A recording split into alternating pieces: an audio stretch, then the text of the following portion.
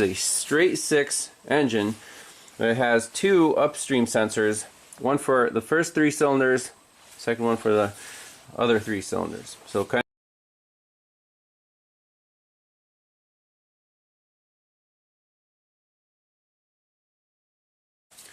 Everyone, welcome back to Pine Hollow Auto Diagnostics. Today we have a classic Jaguar in the shop, a 1995 Jaguar Vanden Plas.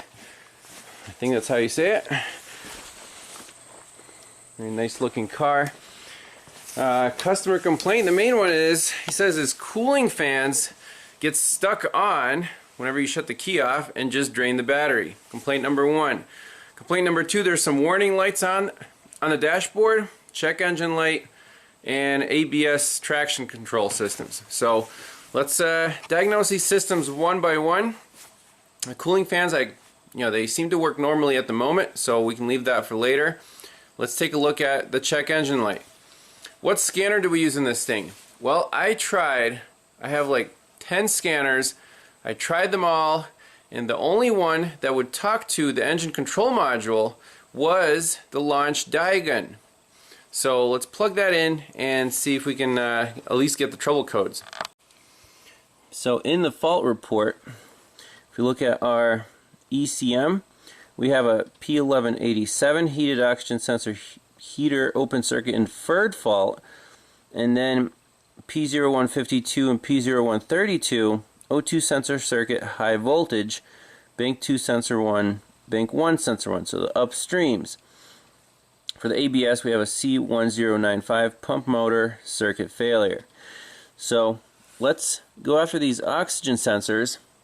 Now I have some wiring diagrams pulled up. Again, these are OEM only. They don't have the redrawn ones, which is a shame. And this is what you have to work with. So let's see here. Here we have the 4 oxygen sensors, and these 2 are the upstreams. We have a heater and signal circuit. So we can first check the heater, since apparently the system says inferred fault. If the sensor doesn't respond fast enough, it says, hey, I think we have a circuit fault. I don't know if there's a direct check for it, but let's plug in a test light on the heater across the heater pins, turn the key on, and see if the test light lights up. Alright, so here are the 2 oxygen sensor connectors. This is a straight 6 engine, but it has 2 upstream sensors, one for the first 3 cylinders, second one for the other 3 cylinders. So kind of 2 banks, but their cylinders are in line. The heater control pins on the harness side are these bottom 2, and just have a test light plugged in. Let's see what happens when you turn the key on. Keep looking at that test light. See, it's blinking. Start the car up. Blink, blink, blink, blink, blink. So the heater circuit seems to be operational, and we could try to do a bypass check. Take the positive, and first we can check, is the sensor ground good with the test light. So key on, see our test light's blinking. So instead of going to the heater control wire, let's try one of these other pins. That's sensor ground right there, so that must be the signal wire. So what I want to do is pull up the scanner and see what happens when we touch this pin with battery positive or battery ground. Alright, so we have our DIAGUN plugged in. Let's go for European Jaguar. On these old cars, one of the most frustrating things is not having a scanner that can talk to all the modules. The launch can talk to engine, ABS, and like the driver's door. That's it. And maybe the steering column control module. But this thing has another 10 modules that we can't talk to, and that's just really frustrating. It really slows down the diagnosis. So manually select XJ VIN is, the last 6 of the VIN are the first selection here, and we'll just go right into the engine computer. So straight 6, system selection, engine control module. Let's go to our data stream and see if we can find the right data PIDs, because I'm not exactly sure how these oxygen sensors are going to be reported. Alright, here we go. Heated oxygen sensor A, B, C, and D.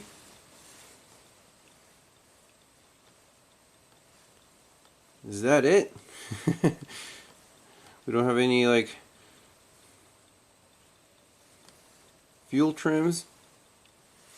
So let's just look at those.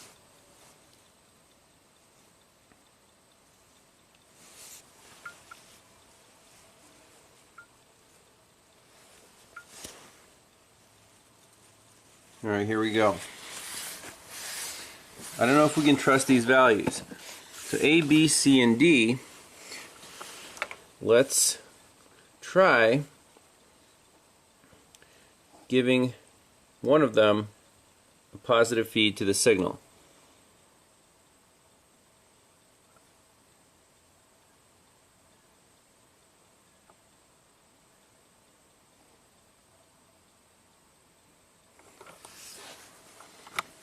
So oxygen sensor C, it looks like. Right now it's at 1.26. If I give it positive voltage, it goes to 3.7. That's pretty consistent. Let's ground that signal wire. So I'm grounding it right now.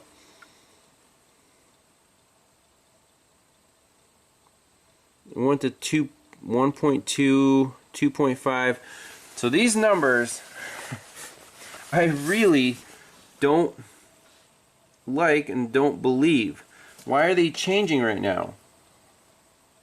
Do we trust this scanner? I think we have to hook up a scope to the signal wires and get some raw data. By the way, measuring the heater resistance, on one of the sensors we have 6.4 ohms. On this connector right here. On the other one,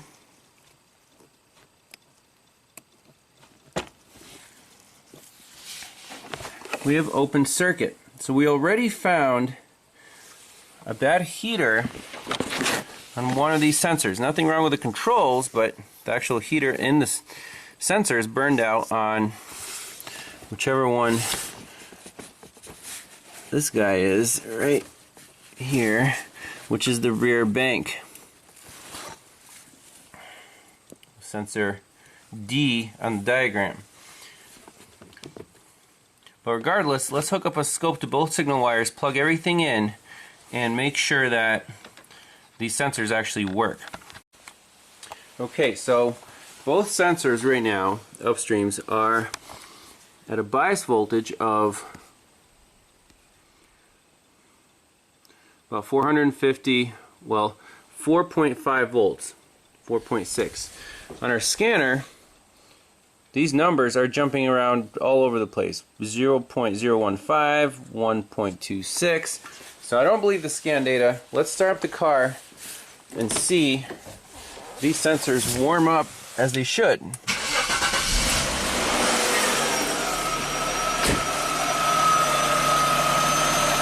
So the blue one we expect to actually work because the heater is active.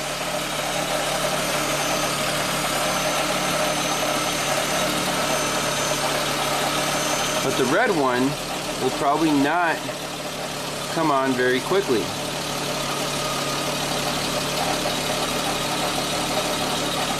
Alright, so I'm actually going to rev up the engine. We're still stuck at the bias voltage.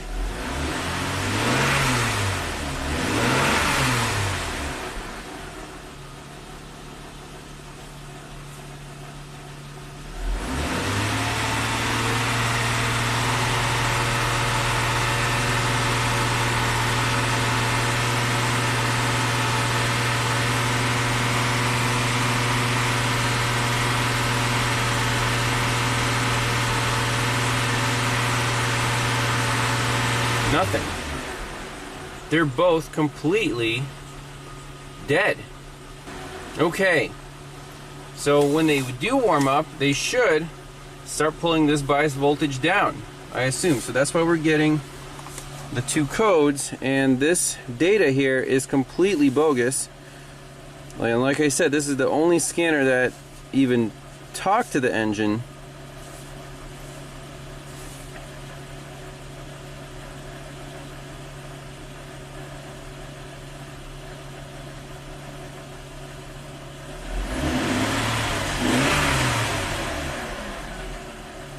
Yep, so my diagnosis is right now it needs both upstream sensors. They're both dead. Even though, and on one of them the heater's burned out. Crazy stuff. So just to be thorough, I put the leads on the downstream sensors on the signal wires, and I want to see what happens, because if we're going to order oxygen sensors, might as well check the downstreams too. Okay, there's the bias voltage. Start it up and see how these react. If they warm up and start actually responding.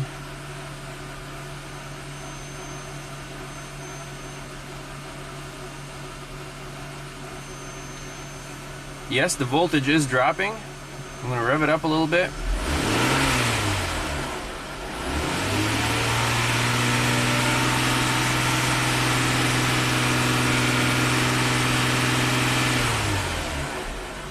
That's how they're supposed to work. So I'm not sure if the car right now is using the downstream sensors for fuel control.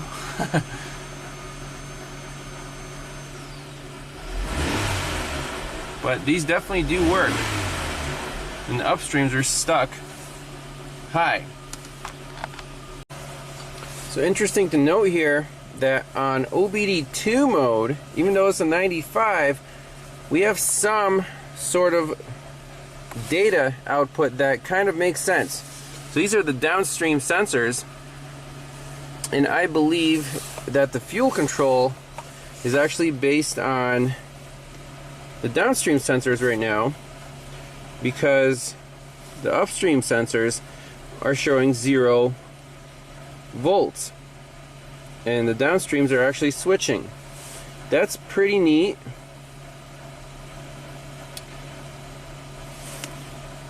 So we can actually graph short-term bank by sensor. Let's see what these do.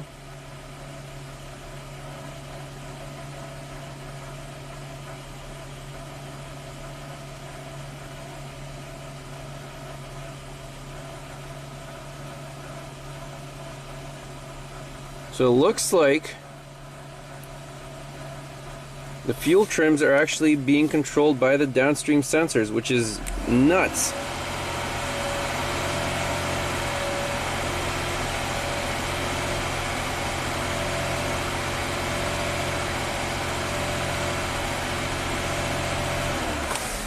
Like, it is in fuel control mode, but it's not really proper fuel control because we're using the downstream sensors after the cat. So we need those 2 upstream sensors replaced.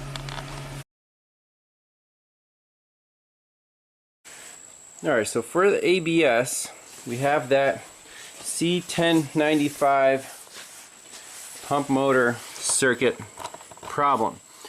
First thing we want to do is check all the main power feeds to this ABS module, because the owner said that it happened after you replaced the battery. So looking at this diagram, just look at all the pins. We have 2 wires here. It says B plus on pins 1 and 2, and then also B plus on pin 15, white and red wire. Okay, so I assume that these 2, brown with an orange stripe, brown with a gray stripe, are 2 main power feeds, high current, and then this white with the red is an ignition turn on circuit. So it's hot right now. If we turn the key off, test lights off. Turn the key on, Test lights on. Let's check the other two main power feed wires. So this fat brown with a gray stripe.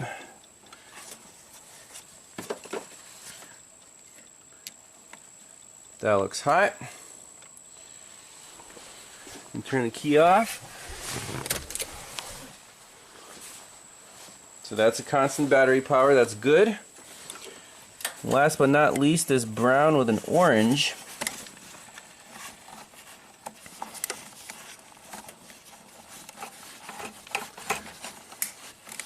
Again, these piercing probes are amazing for quick checks.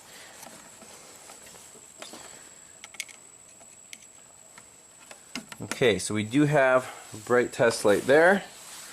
And key off, or key on. Still have a bright test light. Now, let's check the actual motor. I unplugged it from the module. We can check the resistance or just do a bypass test where we energize it and give it a ground. Alright, doing a quick manual bypass check on this pump motor. Got positive and negative, and as soon as we connect the ground, it should run. Take a look at our amps. About 4 amps. It sounds healthy, normal. So the circuit fault is probably going to be in the module itself. There's a relay in there, and you can't turn on the pump using the module, whatever's inside of it. So in this case, power's, grounds, motor's good. Needs an ABS module, but for this thing, I think you might as well live with the warning lights.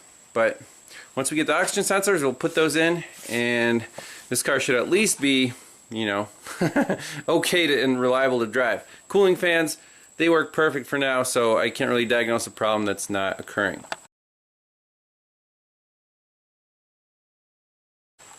So I took this plastic cover, I was just poking around, doing a visual inspection of the fans, and there's some relays here. Again, not exactly familiar with the system, but hey, look at that. You see that fan? It just kicked on. Why? I don't know. I think there's a ghost somewhere.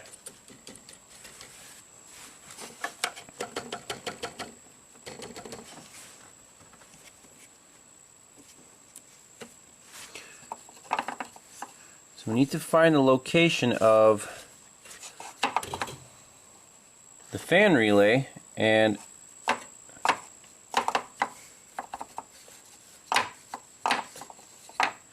what did I just touch? Did I touch anything?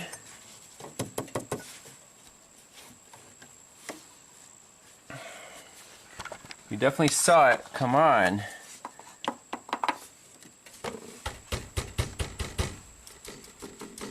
Just doing a little tap test, not moving anything. But we're definitely, the customer's complaint is definitely valid. We need to find this fan relay, fan control system.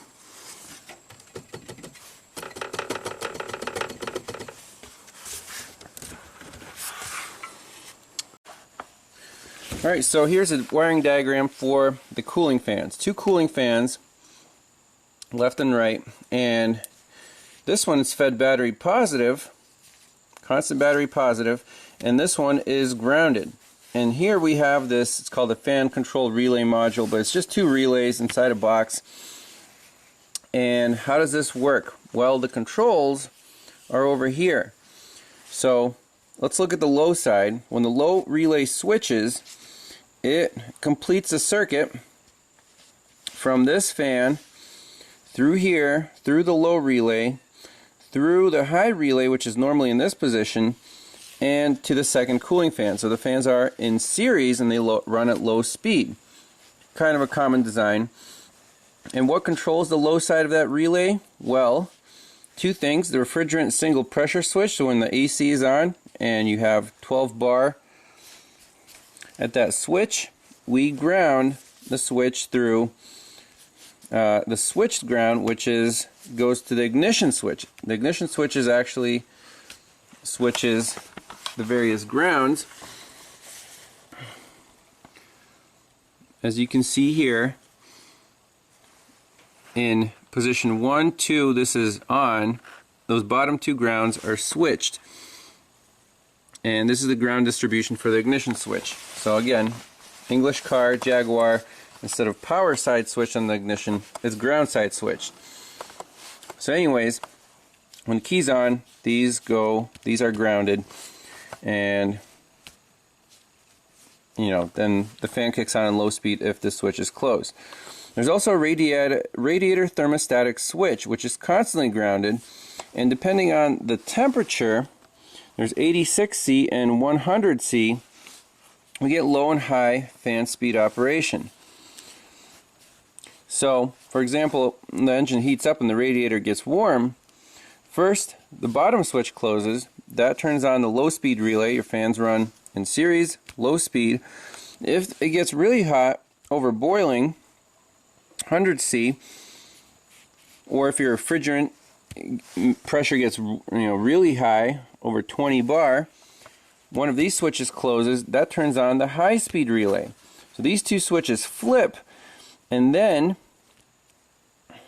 what happens then this fan is grounded directly through the high speed switch, and then this fan is directly powered through the high speed switch. Okay, so I want to recreate this problem. I'm suspecting either the radiator thermostatic switch is sticking, or the refrigerant triple pressure switch could also be sticking. As this problem happens when the key is off.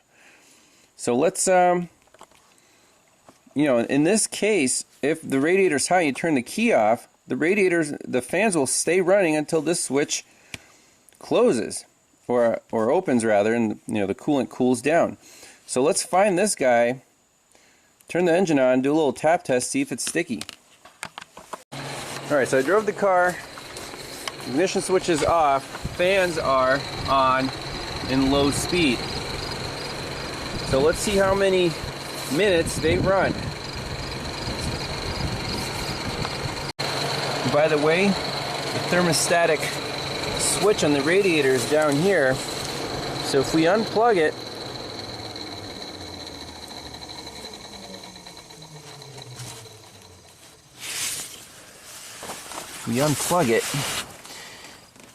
then the fans will stop running.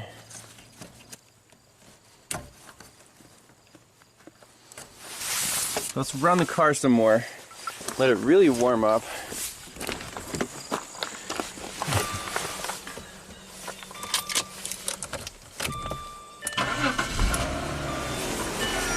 The fan should stay off now, and then we'll plug in the switch and see if the fans turn off as it cools down. We might just need a new radiator switch. Alright, so car's nice and warm. Let's plug in our fan relay switch. So I believe that's low speed right now. And let's time it. It's about 4:20 p.m. right now, and I'll turn the camera back on when these fans kick off. Alright, it's about 1 minute later. Fans are off. Everything seems to work just fine.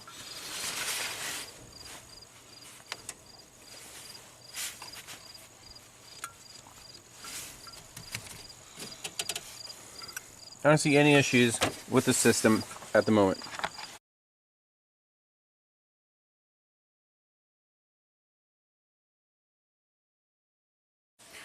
So we're installing some new oxygen sensors on the 95 Jaguar. We got some NTK OEM sensors made in Japan, right from Rock Auto. And the resistance check here on a brand new sensor on the heater circuit is about 6 ohms. There you go, 5.9. On the original ones, the front is 6.6, and the rear one is burned out. So let's finish the installation, plug in our OBD2 scanner, and reset the codes. So on the launch, let's choose OBD2. Alright, let's see here. Read fault code.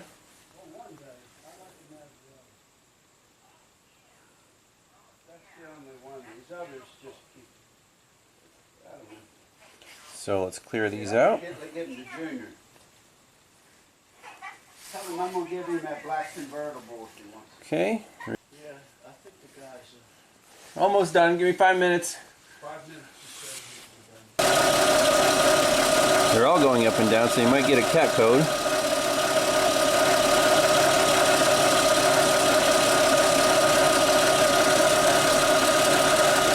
So the blue and the orange.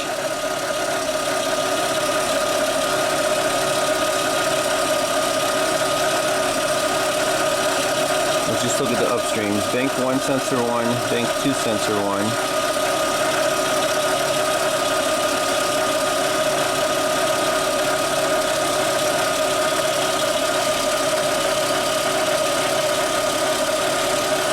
Unplug this guy. This should be bank 1.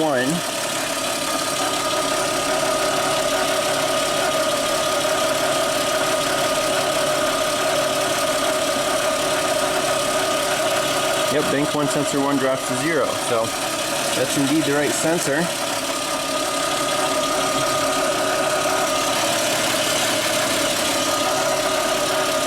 They're both working now. That's good. Make sure there's no check engine light. Nope, no check engine light. That's good. However, we have to tell the customer that based on the data,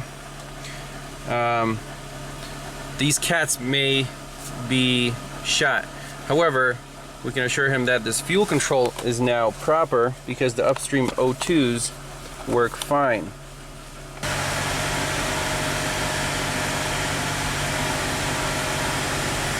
About the same switch rate. So possibly because the car's been running so poorly for so long, these cats are either carboned up or they're just past their expiration date. So if this car is, monitors the cats, the P0420 will set. But now our oxygen sensors are working fine. So for now, this car is done. Thanks a lot for watching. We'll see you next time. Bye-bye.